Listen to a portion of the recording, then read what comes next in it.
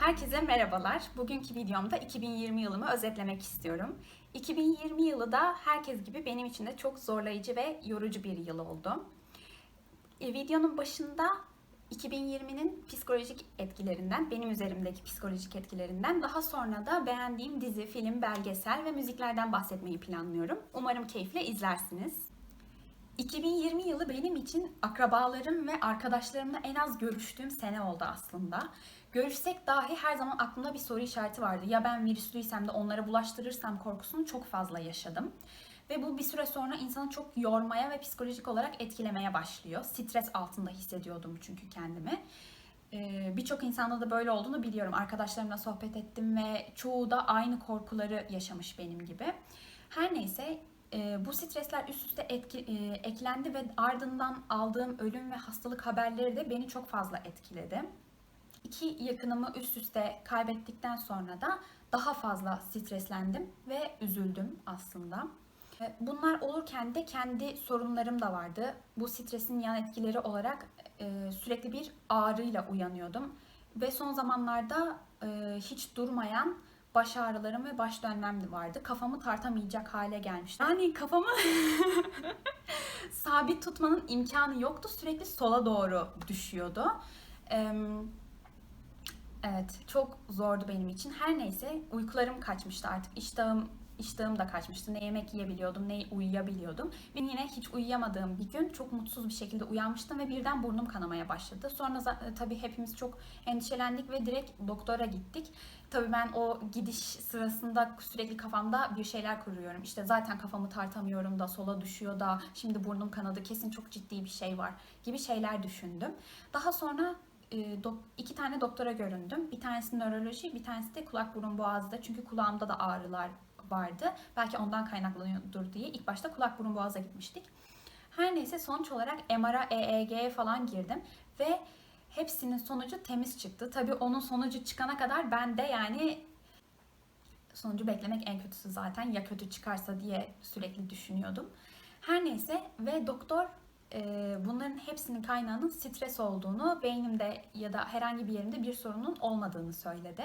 Ben de bunu duyduktan sonra tabii ki çok rahatladım yani. Meğersem stres beni ne kadar etkiliyormuş ve bir insanın ne kadar yorabileceğini gördüm bu durumun. Ve artık mutsuz ve üzgün olmaktan, stres altında hissetmekten de çok yorulmuştum. Hem kendime hem de çevreme çok fazla zarar veriyordum yani. Çünkü kendi endişemi onlara da sürekli anlatıyordum. Yakınlarımla konuşarak bunların üstesinden gelmeye çalıştım. Artık bir şeylerin değişmesi gerekiyordu. Bunun için de kendimi değiştirmem gerekiyordu. Bir yakınım eski Begüm'ün yaptıklarını yapmam gerektiğini önerdi ve ben de sevdiğim şeyleri tekrardan yapmaya başladım.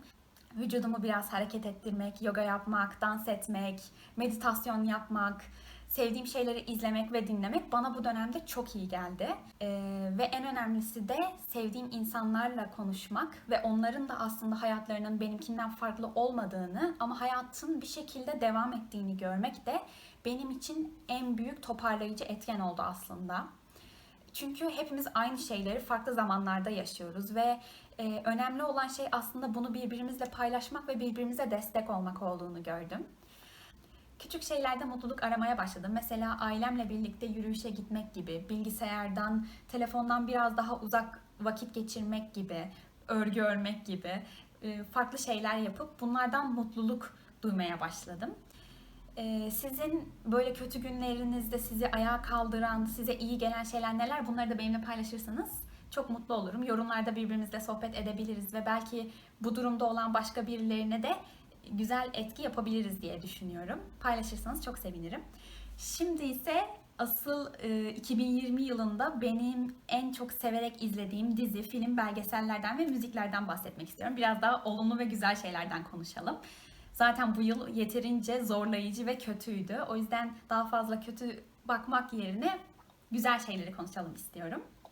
İlk başta belgesel önerisiyle başlamak istiyorum. The Social Dilemma adında bir belgesel izledim. Bu belgeselimizin konusu ise sosyal medyanın bizi nasıl etkilediği, teknolojinin psikolojik etkileri ve büyük şirketler tarafından maruz kaldığımız manipülasyonları konu alıyor. Bunu izler izlemez bildirimlerinizi kapatmak isteyeceksiniz. Atypical adında 3 sezonluk bir dizi izledim.